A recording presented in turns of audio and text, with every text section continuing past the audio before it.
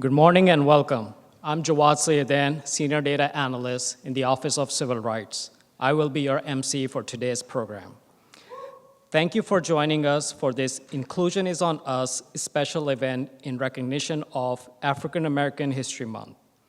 We wish to extend a warm welcome and a special thanks to our guest speakers, senior leadership in the audience, and each of you for taking time out of your busy schedules to attend today's event. Today's event is hosted by the Office of the Chief Financial Officer and Assistant Secretary for Administration under the leadership of Mr. Thomas Gilman, and the Office of Civil Rights under the leadership of Ms. Tanisha Agramonte. Mr. Gilman, thank you for taking time out of your busy day to participate in today's event. Before we begin today's program, please rise for the singing of the national anthem by Ms. Maria Dumas.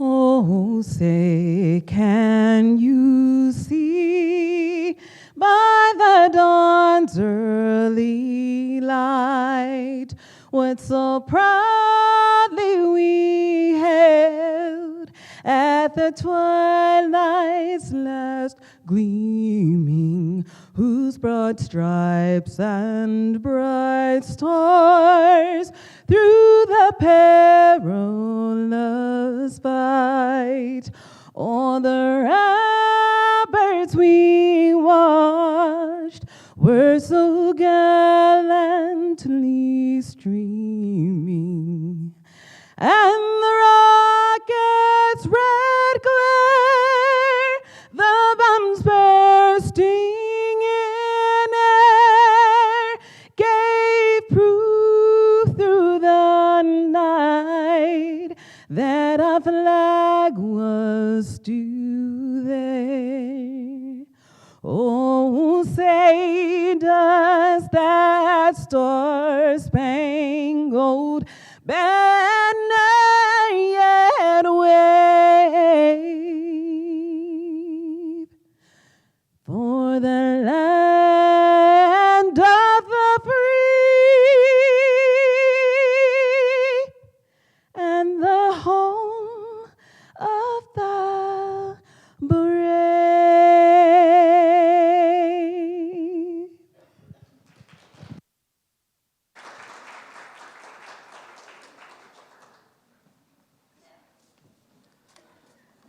You may have a seat.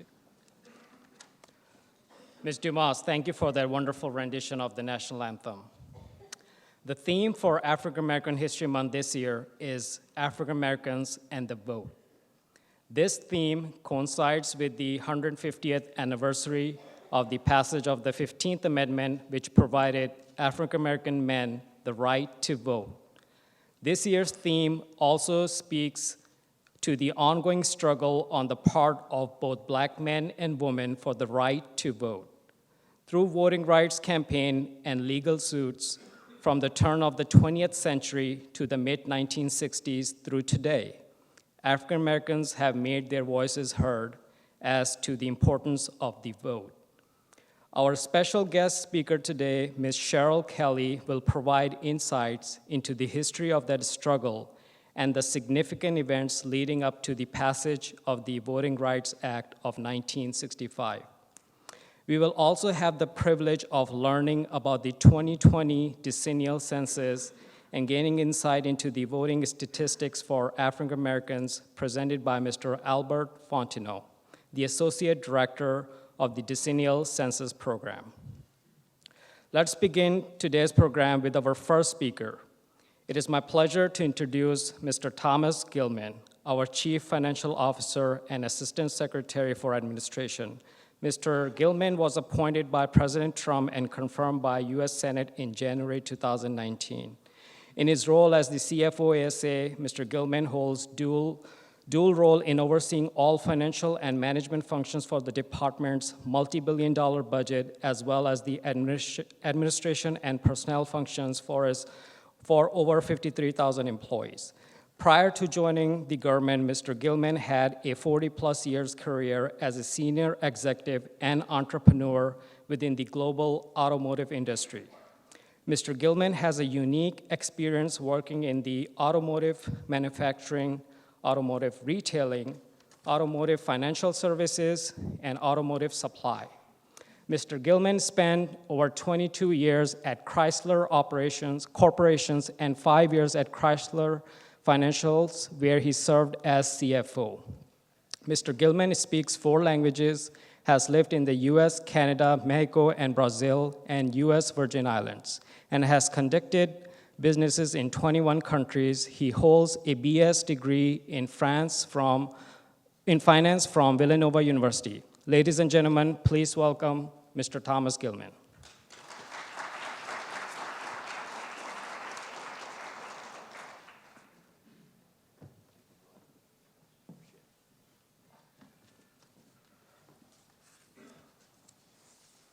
Good morning, everyone.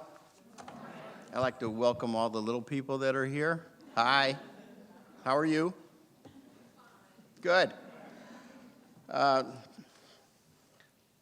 Jawad, thank you for that introduction. I'm so old I forgot I did all of those things in my life. It's a pleasure to join you this morning for this special event in recognition of African American History Month. This year's theme, I think, is appropriate. It's African Americans and the vote. This is going to be a very important year for the vote. This is an opportunity to reflect on the historic landmark cases that gave African Americans the right to vote and the critical role that the Commerce Department, especially through the Census Bureau, plays in collecting the data on voting. The year 2020 actually marks the 150th anniversary of the 15th Amendment of the U.S. Constitution, which provided the right of black men to utilize the ballot after the Civil War. It stated in part that the right of citizens of the United States to vote shall not be denied on account of race, color, or previous condition of servitude. Additionally, this year's theme speaks to the ongoing struggle on part of both black men and black women for the right to vote and the necessity for subsequent legislation to enforce their constitutional right to vote. One significant piece of legislation that was signed into law was signed in by President Lyndon B. Johnson and was the Voting Rights Act of 1965, which aimed to overcome the legal barriers at the state and local level that prevented African Americans from exercising their right to vote as guaranteed under the 15th Amendment. That important legislation is among the cultural structure that is part of the base foundation of today's celebration. Now, I've seen the agenda, and I'm very excited to hear from our 2 guest speakers. We will hear from Albert Fontenot, who I consider to be a friend, a colleague, and a really interesting person. He's the Associate Director of the Decennial Census Programs in the U.S. Census Bureau. He's going to provide us with an overview of the U.S. Census, a glimpse into the current methods and innovations being used to conduct this year's 2020 Decennial Census, and he'll provide a historical summary of voting statistics for African Americans in the U.S. since the Voting Rights Act of 1965. You'll also have the privilege of learning the background on the 15th Amendment and the Voting Rights Act of 1965, as well as some significant events that led to the passage of both, delivered by our keynote speaker, Ms. Cheryl Kelly. Ms. Kelly is an icon in civil rights, diversity, and EEO arena, where she worked for almost 40 years. She'll share her personal insight and experience about the importance of voting rights. One of the objectives of the Office of the CFO ASA is to hold events like this through the Office of Civil Rights Diversity. The goal is to raise awareness of the significant achievements and contributions made by all groups reflected in our workforce, including African Americans, to ensure commerce fosters an environment where everyone feels valued and engaged. Today's event demonstrates our commitment to that core value. Thank you again for joining us today to celebrate the contributions that African Americans have made to American history and their struggles for freedom and equality, to deepen our understanding of our nation's history. I want to give special thanks for the organization of this to the Office of Civil Rights Director, Tanisha Agramonte, and her staff for making this program possible. One of the things that they asked me to do at the end of this, they asked if I could discuss different people, different African-American people who I've met throughout my career. I go back and I look at all of the minority dealers that were really struggling during different recessions and how I patched up their businesses to keep them in business. And then I started thinking about people I've met, and I really don't look at it from the perspective of African American. I just think of these people as interesting people. And among them would be Bob Johnson, who is the owner of the BET network, Diane Carroll, who was a famous actress on TV and on the stage, Emmitt Smith, who, as you know, is a Hall of Fame Dallas Cowboy running back, Lou Rawls, who had an amazing voice, and I met him on, actually many years ago on a TV show that I was in the audience of. A very interesting man.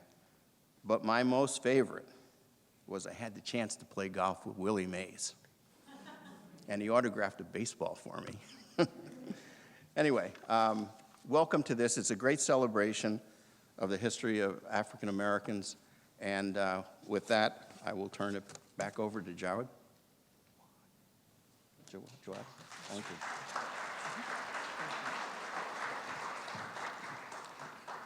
Thank you, Mr. Gilman, for providing those inspiring opening remarks.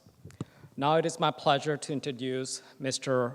Al Fontenot, the Associate Director of the Decennial Census Program of the U.S. Census Bureau. He provides executive operational leadership for 3 major programs within the Census Bureau: the 2020 Census, the American Community Survey, and the geographic programs. For the 2020 Decennial Census, Al represented the field divisions on the 2020 Concepts of Operations team.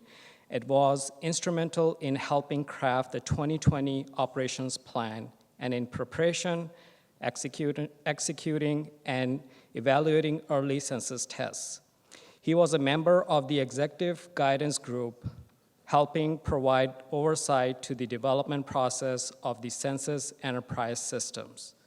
Before coming to the census in 2009, he had extensive executive leadership experience in the private sector, including a number of years as president and chief executive office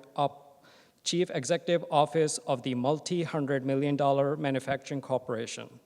Al holds a Master of Business Administration and a bachelor's degree with a concentration in finance and management from DePaul University in Chicago. He also holds a Doctor of Ministry in Pastoral Ministry. He is a military veteran, having served as a decorated Army officer with a combat service in Vietnam. Al serves as Associate Minister at the First Baptist Church of the Highland Park in Landover, Maryland, where he is also a certified Christian counselor focusing on marriage counseling. He and his wife, Dorothy, resides in Upper Marlboro, Maryland, and are proud parent of 5 children and 21 grandchildren. Ladies and gentlemen, please help me welcome Mr. Al Fontenot.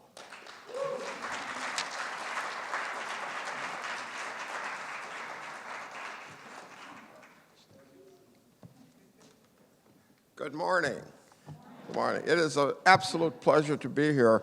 However, as I listened to that introduction, I was reminded of a man who died, and they were having his funeral in the church, and the pastor went on and on about what a great father he had been, what a great husband he had been, what a great member of the community he had been, and his wife was sitting in the first row, and she kept making faces. Finally, she leaned over to her son and said, "Go look in the coffin, see if we're at the right funeral." Sometimes you get more laudatory comments that are longer than what you have to say, and I hope that's not the case today. I see my role here and in everything I do as creating positive change with everyone I encounter.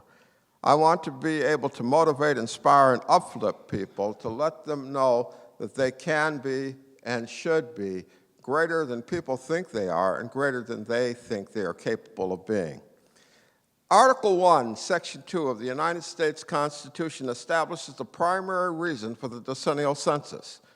We conduct the census to conduct an enumeration of the population in order to appropriately apportion the seats in the United States House of Representatives among the states, to count also where funds are allocated and the distribution of federal funds to local, state, grants, programs throughout the nation comes based on the census count. Our conservative calculation is over $675 billion each year is distributed based on census counts. Some academic researchers say that number is as high as $1.5 trillion a year. It's all about power and money.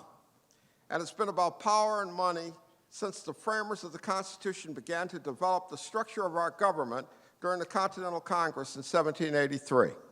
Initially, the apportionment of taxes was related to land value, but many states began to depreciate the value of the land in order to provide relief from their federal taxes. A committee was formed that would rectify the situation by changing from a land value-based tax system to implementing the apportionment of taxes in relation to the state's population. To ensure that states were accurately counting their population, the number of seats each state received in the House of Representatives and the Electoral College votes were also linked to the population counts. So if states cheated, made their count small to reduce their taxes, they also potentially lost representation in the Congress.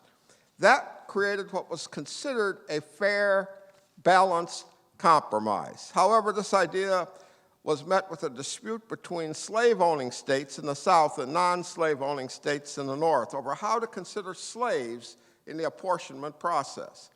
Those who opposed slavery only wanted to consider the free people of a population, while those in favor of slavery wanted to include slaves in the population, not because they considered slaves people. They still viewed slaves as property. But this would provide for slaveholders many more seats in the House of Representatives and more representation in the Electoral College. An agreement known as the 3/5 Compromise was developed.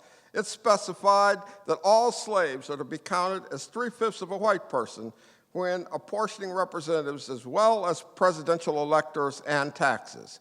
The southern states, if slaves had not been counted, would have been given 33 of the original 65 seats in the House of Representatives. However, because of the 3/5 Compromise, the southern states received 47 seats of the 65 in the U.S. House of Representatives in the first United States Congress in 1790. This allowed for the South to acquire enough power at the political level to give them control in presidential elections for years to come. Money and power. That's what the count was all about then, and that's what the count was all about now. It would not be until 1865, when the 13th Amendment to the United States Constitution abolished slavery, that 3/5 Compromise would be rendered obsolete. Today, the census is still about power and money. And if each of our communities actively participate in the 2020 census, it becomes power and money that flows into each of our communities. The 2020 census is important, critically important, for those reasons. It's safe and it's easy. Let me talk a minute about why it's safe. By law, your personal information may not be shared with law enforcement or any other government agency. Your information is safeguarded through encryption and leading-edge cyber defense processes. The census is safe, it is secure. But in addition to that, we designed the 2020 census to be easy. No matter what your preference, you can respond to the 2020 census. You can respond online with desktop computers, with laptops, with tablets, with smartphones. You can respond from anywhere 24/7. You can even respond if you misplace the census ID we give you. You can respond in what we call non-ID process. You can respond over the phone with a live operator if you don't want to do it on a computer or not computer literate or live in an area that does not have good Wi-Fi connectivity. Or if you want, you can still fill out a paper form and mail it back to us. So you can do it online, on the phone, or on paper. And if you don't do any of these things, we will send a census taker out to knock on your door and assist you with filling out your census form. There is no excuse not to complete your census form in 2020. From 1790 to 1950, census takers determined the race of people they counted, sometimes taking into account how individuals looked to them or were perceived in their community. Or, using rules based on local laws and customs, they determined what the race was. Jim Crow laws reached their greatest influence in the United States during the decades between 1910 and 1930. And during that period, there were 18 states that had laws that defined black as anyone with any black ancestry. That was known as the one drop of black blood made you black. Black blood must have been mighty powerful at that point in time. For the first time in 1960, people could choose their own race on a census form. Beginning in 2000, people could include themselves in more than one racial category. Over the decades, we at the Census Bureau have varied our terms from free colored people and slaves to colored and mulatto, free mulatto and slaves, to black, to Negro, and currently black or African American. What do you call yourself? We are here celebrating Black History Month. The story of Black History Month begins in 1915, half a century after the 13th Amendment abolished slavery in the United States. In September 1915, Harvard-trained historian Carter G. Woodson and prominent minister Jesse E. Moreland founded the Association for the Study of Negro Life and History, an organization dedicated to researching and promoting achievements by Black Americans and people of African descent. The group sponsored a National Negro History Week in 1926, choosing the second week of February to coincide with the birthdays of Abraham Lincoln and Frederick Douglass. The event inspired schools and communities nationwide to organize local celebrations, establish Black history clubs, and host performances and lectures. In the decades that followed, mayors of cities across the country began issuing yearly proclamations recognizing Negro History Week. And by the late 1960s, thanks in part to the Civil Rights Movement and the growing awareness of Black identity, Negro History Week had evolved into Black History Month, starting on many college campuses. President Gerald Ford officially recognized Black History Month in 1976, calling upon the public to seize the opportunity to honor the too often neglected accomplishment of Black Americans in every area of endeavor throughout our history. The Black History Month 2020 theme, African Americans and the Vote, is in honor, as we've said, of the 150th anniversary of the 15th Amendment. I might add, it's also the 100th anniversary of the 19th Amendment, which gave women the right to vote. When the country was founded in 1776, only land-owning white men could vote. It was not until 1865 that the right to vote was granted to white men who did not own land, to all white men. And although the 13th Amendment in 1865 granted freedom to the slaves, they were not guaranteed citizenship. It was not until the 14th Amendment in 1868 that citizenship was granted to all persons who were born or naturalized in the United States, including former slaves, and all citizens were theoretically guaranteed equal protection of the laws, but still no right to vote. 2 years later, in 1870, the 15th Amendment was passed, which stated the right of citizens of the United States to vote shall not be denied or abridged by the United States or by any state on account of race, color, or previous condition of servitude. But I might add, women could still not vote. 50 years later, in 1920, the 19th Amendment finally gave women the right to vote. Although black men could vote by the Constitution from 1870 on, local laws, poll taxes, intimidations, lynching, literacy tests, grandfather clauses, and white-only primaries were constant barriers to voting for former slaves and their descendants. But in spite of these obstacles, blacks fought and died for the right to vote.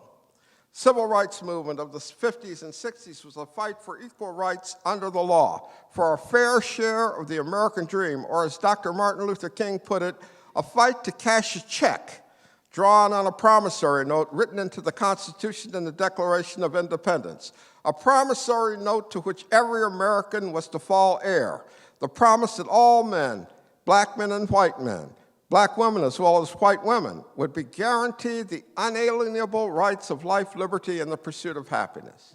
The movement was fueled by the fight for the right to equal education, to equal accommodations, and the critically essential right to vote. Now, I just want to tell you, I did not read about that in the history books or watch it on PBS specials on TV. Every summer when I grew up, my family took the train from Chicago, Illinois, where I grew up, to Shreveport, Louisiana, where we had family living throughout central Louisiana. We got on the train in Chicago, sat wherever we wanted. When the train got to Little Rock, Arkansas, all blacks had to get off the train and go sit in the cars at the back of the train in segregated rail cars. I remember personally being a thirsty 8-year-old at a train station, wanting to get a drink of water from a nearby water fountain and being yelled at by the station manager because the fountain had a sign that said, "Whites only." As I grew up, I picketed against de facto school segregation in Chicago. I joined Dr. King in a march against housing discrimination in Cicero, Illinois. I stood out on the Washington Mall in the summer of 1963 as a recent high school graduate with my father, who brought me to Washington as part of the March for Jobs and Freedom. And I listened to Dr. King talk about his dream for the future of America. In college, I decided Dr. King and the older generation of blacks were moving way too slow. I joined CORE, the Congress of Racial Equality, and I got really involved in working with them to organize the Summer of Freedom in 1964. I wanted to go to Mississippi. My parents really thought it was too dangerous, as Dr. King thought it was too dangerous for some of the young blacks, so my parents talked me out of going and told me to do work against the Chicago system in Chicago. If you remember, we had 3 students from New York pulled off a bus and killed in that summer of 1964. I moved over and joined SNCC, the Student Nonviolent Coordinating Committee, because we needed more action. We needed more action now. Ironically, 4 years later, I was a lieutenant in the United States Army, determining that I could make more change from the inside by being a force for good and positive influence inside than I could outside of the organization. But as I went through the movement, I saw friends beaten and bloodied. I was arrested several times in demonstrations. Members of my own family were lynched and killed in the South because they were involved in the fight for the right to vote. I can tell you that struggle was real. And it hurts me deeply when we see young blacks who don't bother to go and vote after all the pain and suffering to get that right. 95 years after the passing of the 15th Amendment, during the height of the Civil Rights Movement, President Lyndon B. Johnson signed into law the Voting Rights Act of 1965, which was designed to prohibit racial discrimination in voting. I might add, parts of that have been dismantled by some states and court decisions, and we're still fighting to control power and money. To make Black History Month real and meaningful, though, you need to do 3 things. You need to recognize, remember, and realize. You need to recognize the achievements of those who have gone before us. Facing unsurmountable odds, lack of resources, stiff oppositions, they persisted, prospered, achieved, and succeeded. I could name famous names. Most of us know them. I could call the roll call of black writers, scientists, ministers, entertainers, athletes, civic and social leaders, and achievers in every walk of life. And every one of those famous people need to be recognized for what they accomplished. However, a critical part of Black history is all those people who've made a difference but whose names are not recorded in any books or in any programs. The 5th grade teacher who told some young black child, "Let me help you learn how to do those algebraic equations," and the child grew up to be a mathematician, works for me at the Census Bureau. A kindergarten teacher who helped some young black child learn how to do basic phonics, and the child grew up to be a writer and director. The preacher at the little church on the corner who taught some young black child to aspire to be better than people want to tell you that you are, and that child grew up to be a leader in our communities. The single mother raised young boys and girls in McCullough homes in Baltimore, praying protection around them from crime in the streets. The grandparents in Cabrini Green Housing Project in Chicago, raising young children and steering them away from street gangs. The single father in Potomac Gardens in D.C., protecting his children from the pimps, the prostitutes, and the pushers. The struggling father in a sharecropper shack in the Mississippi Delta, working 2 jobs trying to feed his family. People whose names may never be published in the history books, but people who made a difference in the lives of some child by giving them an example of hard work, of honesty and integrity, and taking on all odds. By letting some young person know you can be more than you think you can be. Your father, your mother, a friend in high school, a coworker, and countless others who labored to make life better for their generation and the next generation. We need to remember the fight for the right to be free against water hoses, police dogs, Ku Klux Klan riders, church bombings, and lynchings. Remember those who bled and died for their child's right to go to school and get an equal education, who fought through the courts and in the streets for the right to vote, for the right to stand up as a man, to stand up as a woman, and say, I would rather die on my feet than live on my knees. Most important, we need to realize the opportunities that each one of us has to write our own piece of Black history, to make a difference to those around us who are looking for a hope and a future. Our own piece of Black history, the legacy that we leave, does not have to be about leading a great movement, having a big title, or sitting in a corner office. We each can write our piece of Black history by making a positive difference where you are and in what you are doing, making each day better for those around us, finding satisfaction in the smallest of tasks done well, nurturing the seed of greatness that lies within each of us, leaving the example of your life for your children, your grandchildren, and generations to come, leaving one person who will be able to reflect on a positive impact that you made on their lives. My mother had a favorite song. The words went like this: if I can help somebody as I pass along, if I can cheer somebody with a word or song, if I can show somebody that he's traveling wrong, then my living will not be in vain. If I can do my duty as a good man ought, if I can bring back beauty to a world upwrought, if I can spread love's message as the Master taught, then my living shall not be in vain. No, my living shall not be in vain. Go out and write your chapter in Black history, starting today. Live a life that has meaning and makes a difference. Be counted in the 2020 census. Register and vote your choices in every election at every level. Bring power and money to your community. 2020 is the first year of the rest of your life. Make it the start of the best years of your life. And as our tagline at the Census Bureau says, shape your future. Start here. Thank you.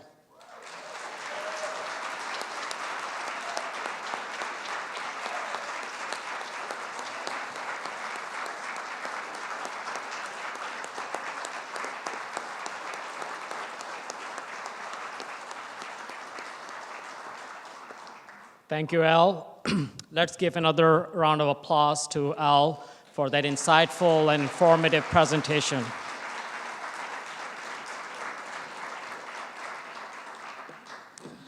Now it is my honor and pleasure to introduce to you to our keynote speaker, Ms. Cheryl Kelly. Ms. Kelly is a retired 36 years public servant and the founding chair of the Federal Interagency Diversity Partnership.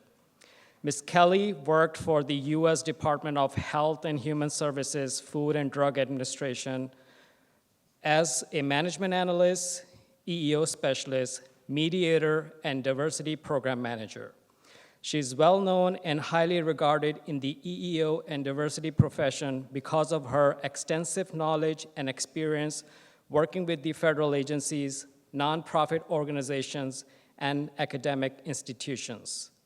Ms. Kelly began her federal career in 1978.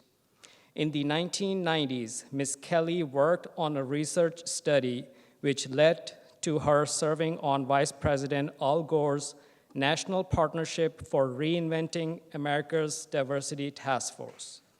Since that time, Ms. Kelly has been a devout diversity enthusiast, student, and leader. Because of her passion for diversity and inclusion, In 2007, Ms. Kelly founded the Federal Interagency Diversity Partnership, FIDP, that consists of 25 federal entities that work together to enhance diversity education and develop initiatives throughout the federal government. In May 2014, Ms. Kelly received a certified diversity professional certification from Diversity Training University International. She's retired in October 2014, but in November 2014 became the first recipient of the Cheryl Julia Kelly Diversity Achievement Award.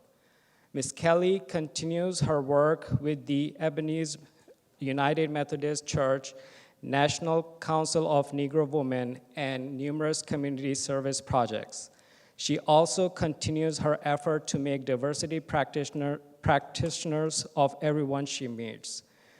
Before Ms. Kelly begins her presentation, we will show 2 short videos that give us brief overview of the 15th Amendment to the U.S. Constitution and the Voting Rights Act of 1965. Oh, sorry, due to a limited time, we're not doing the video presentation. Ladies and gentlemen, please help me welcome Ms. Cheryl David.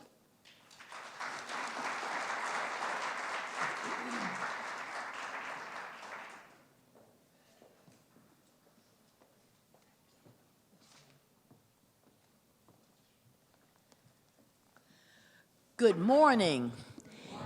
It is indeed my pleasure to be with you today. But as Al was talking, I wanted to raise my hand and say, teacher, teacher, he's got all my answers. But here we are. I'm so happy to be here and so happy to see your senior management supporting this initiative. That's so important that senior leadership come and be a part of celebrations of this kind. I want to thank the Office of Civil Rights and my brilliant colleague, Ms. Denisha Argamonte, and Monique for facilitating my being here today. It's already worth the price of gas because I got to see an old friend, Mr. Larry Beat. He and I worked together at the Food and Drug Administration. And so it's always good to see an old buddy. And to see all of you here today, thank you for not considering it a waste of your time to come out and learn more about African Americans and the vote. This is such a great opportunity for learning. Every time I do one of these presentations, I learn something. I got to look up the Department of Commerce and see about the wonderful work you all do. And I learned about Herbert Hoover, who was the Secretary of the Commerce Department prior to becoming president, and all of his hard work in the business arena and how he pushed up businesses more and championed the sale of the radio. Few people had radios at the time he was there, but by the time he left, many, many thousands of people had radios, and that's communication, and that's learning. And that's what Carter G. Woodson wanted us all to do about when he established Negro History Week. He developed an organization called the Association for the Study of African American Life and History, so that long after he was gone, the work he did and the work he intended to be done could still be fulfilled. ASALA selects the theme every year for African American History Month, and this year's theme is African Americans and the vote. And we're going to talk today about the history, the hindrances, and the help. Oh, here's my clicker.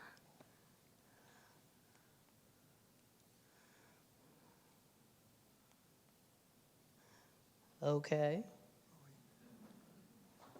Thank you. Voting is of personal importance to me. In my family, we took voting very, very seriously. And when I turned 18, thank you. Okay. Okay. When I turned 18, but I didn't vote that year, but 19, it was 1972, and I lived in Silver Spring, and I was attending Morgan State University in Baltimore. And so I told my instructors on that Monday, I said, I'm going home today so that I can vote. So I might miss some classes tomorrow, but I'll be back tomorrow afternoon. And to the person, they said, go home, vote. That's the most important thing for you to do. Go home and vote. And our grandparents have stories. I have a colleague, Carol, who discovered in 1960 that her grandmother couldn't read. In 1960, blacks could vote in Washington, D.C. So Carol picked up her grandmother to take her to the library to vote and got there, and her grandmother could not sign her name. She never knew that her grandmother couldn't read or write, but her grandmother had to drop out of school when she was in 3rd grade because her father had died, and so she had to go and work in the fields as was 3rd grade, 8 years old, 9 years old, and so she didn't get any more schooling after that time. Carol and her grandmother went home and they practiced for 2 hours writing Geneva A. Smith. Geneva A. Smith. And after a couple of hours, her grandmother was able to write her name. She took her back to the voting poll, and she was able to vote. My Aunt Joan attended a school she attended Claflin College, now Claflin University, in Orangeburg, South Carolina. And one Sunday morning, she went to worship at Trinity United Methodist Church, and the guest speaker that day was Martin Luther King. And after he spoke, he encouraged all the students to join him in a march going downtown.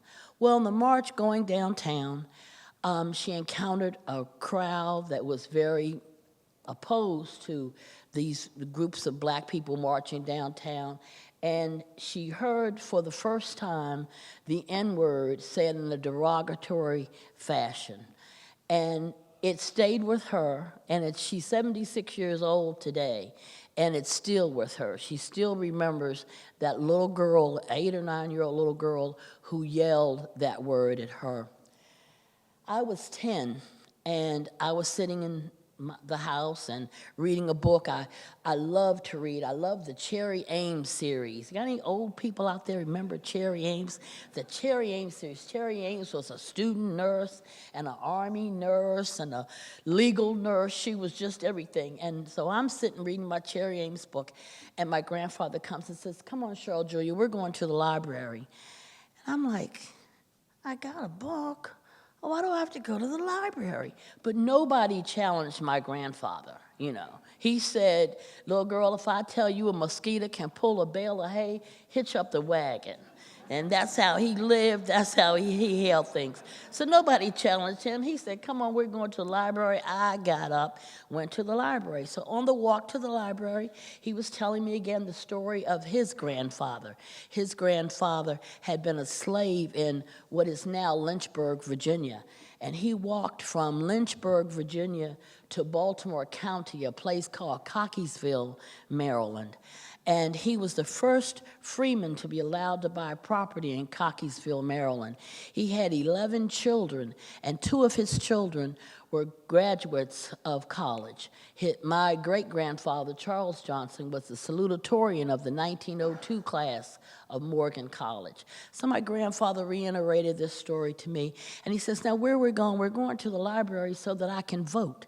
And that is so important, and you must never forget how important voting is. People have died so that you have the right to vote. So our stories are many, and we need to remember them always. It is the 150th anniversary of the 15th Amendment, and it's been a long, long road from then to now. The 13th Amendment, which was ratified in 1865, abolished slavery and involuntary servitude except as a punishment for a crime. My friend Holly, who worked the year, she's retired now with D.C. Department of Corrections, says it was set up like this so we could still send you to jail when you did something wrong. I said, okay. The 14th Amendment was adopted. It granted citizenship to and equal civil and legal rights to those who had been enslaved and that were emancipated after the Civil War. And the 15th Amendment prohibits denying citizens the right to vote based upon race or color or previous condition of servitude. African Americans are free. African Americans have the right to be citizens and the right to vote. But a lot occurred between then and the Voting Rights Act of 1965. The Voting Rights Act of 1965 was a comprehensive piece of legislation designed to eliminate the barriers to the African Americans' right to vote. The act prohibited states from conducting literacy tests and telling African Americans that, oh no, this is the wrong date. No, no, no. You have to vote on Sunday at 11, or this is the wrong polling place, or you came at the wrong time, or can you recite the entire Constitution? If not, you can't vote. In 1965, 23% of voting age African Americans were registered to vote. Just 4 years later, 1969, that number had almost tripled to 61%. I particularly like this picture here because it shows the Reverend Martin Luther King smiling. And what a smile. His dimples are actually showing as Lyndon Johnson is handing him a pen that he used to sign the Voting Rights Act of 1965. There were many, many hindrances along the way. President Abraham Lincoln's assassination in 1865. I can only imagine how hard that was.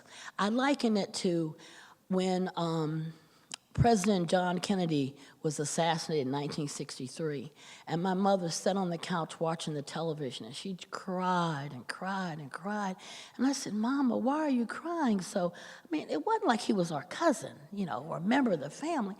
She says, honey, we just had so much hope that he would be the person to make a difference, that he would be able to bring about a substantial change. So I imagine the hopelessness that was felt in the African American community at that time when President Abraham Lincoln was assassinated.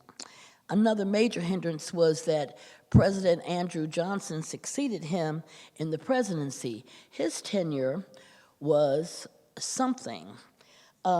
When Congress went out on vacation, Johnson tried to reconfigure the Confederate States. He granted pardons to all of those who had claimed an oath of loyalty to the Confederacy.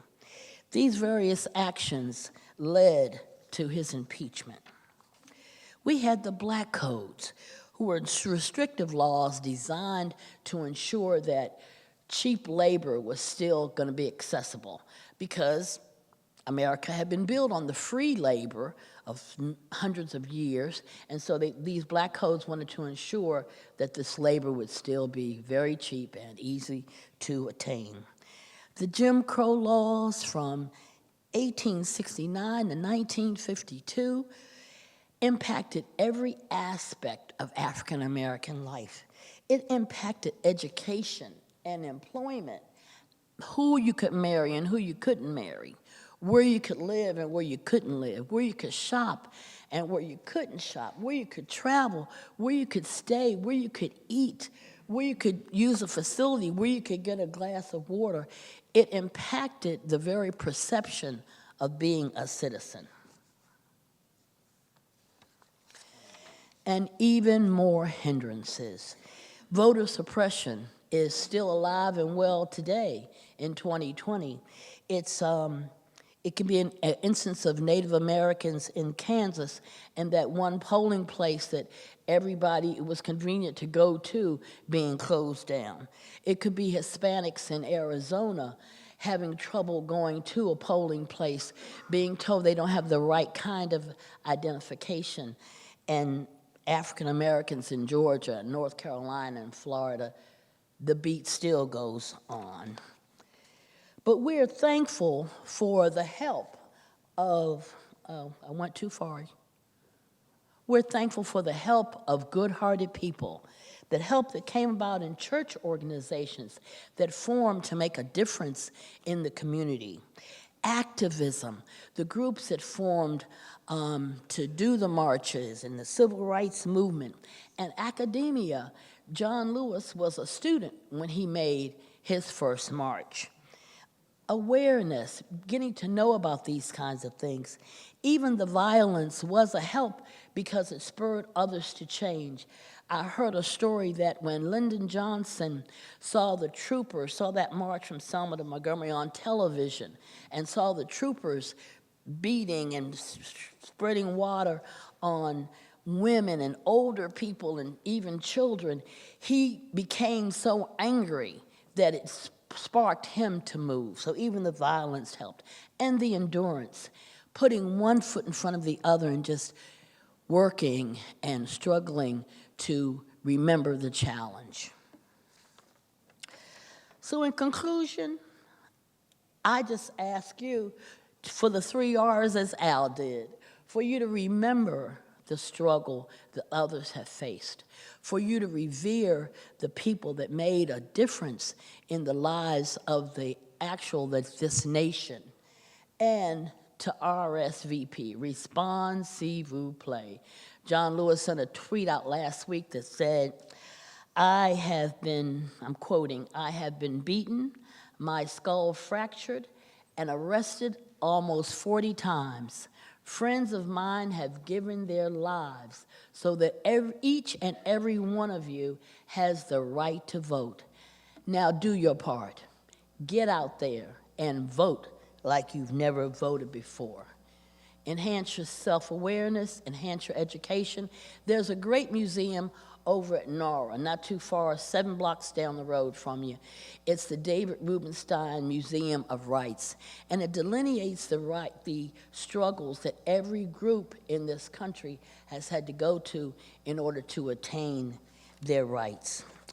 I'm so happy to have been with you, so happy to have shared these things with you, and look forward to seeing you at the polling place. Thank you.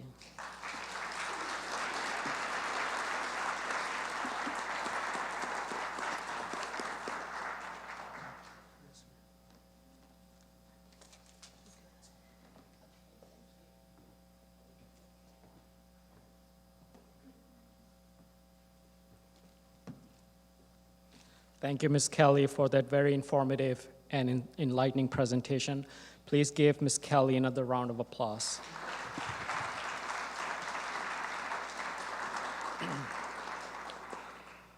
Both Ms. Kelly and Mr. Fontenot will be available for a few minutes at the end of the program if you'd like to speak with them.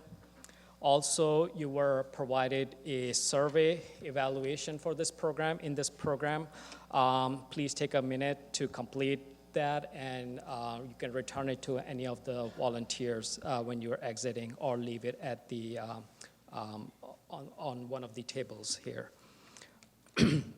Now, I'll turn the program to Ms. Wynne Coggins, Deputy Assistant Secretary for Administration, for closing remarks and presentation.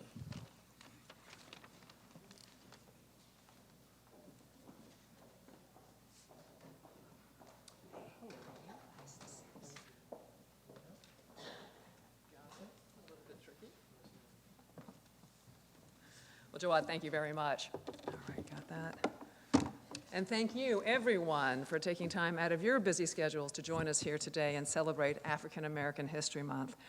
I want to take a very special moment to give a very special thanks to just the two amazingly exceptional speakers that we just had the privilege of listening and hearing from, Ms. Cheryl Kelly and Mr. Al Fontenot. Let's give them another round of applause.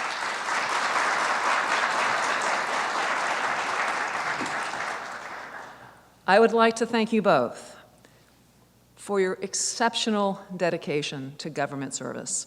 You both exemplify what it means to be a leader in government today. And we should all, everyone in this room, aspire to follow in your footsteps. And I was really just so impressed with your engaging, your thought-provoking, and insightful remarks. I want to thank you personally again for being able to be here today with us today. And I have a very small token of our appreciation. Could you come back up to the stage?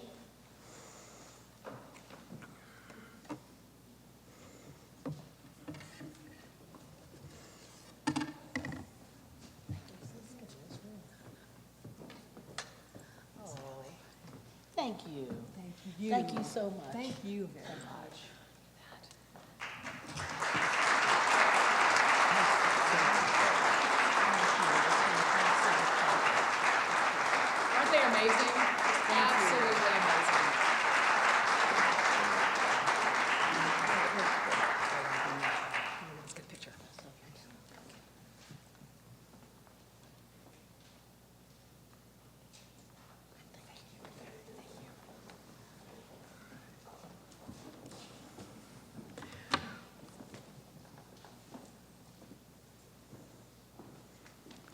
We celebrate African American Heritage Month to recognize the sacrifices, the contributions, and the achievements of African Americans, not only in the United States, but around the world.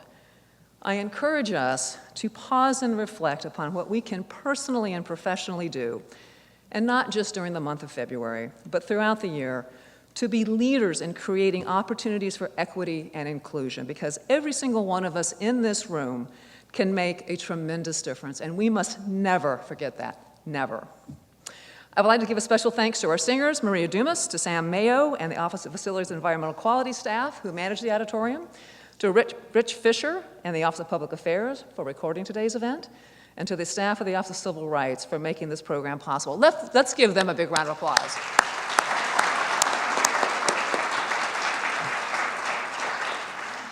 And finally, we invite you to join us next month for a series of events to honor Women's History Month. So look out for those broadcasts and emails. And I recognize that I am probably standing between you and lunch, so I don't want that to take much longer. I just want to thank you so much again for coming today, for spending your time with us, and also again to our amazing speakers that were here with us today. Thank you so much.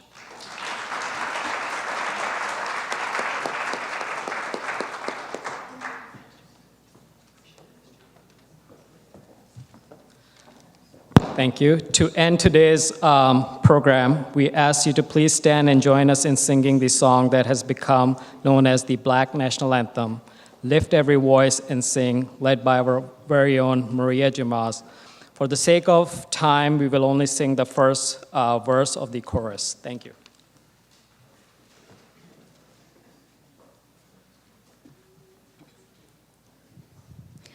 Lift every voice and sing till earth and heaven ring, ring with the harmonies of liberty. Let our rejoicing rise high as the listening skies. Let it resound loud as the rolling seas. Sing a song full of the faith that the dark past has brought us. Sing a song full of the faith that the present has brought us.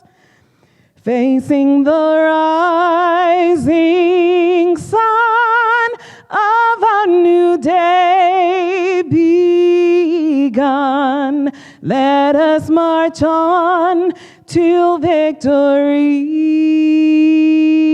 is won. Thank you.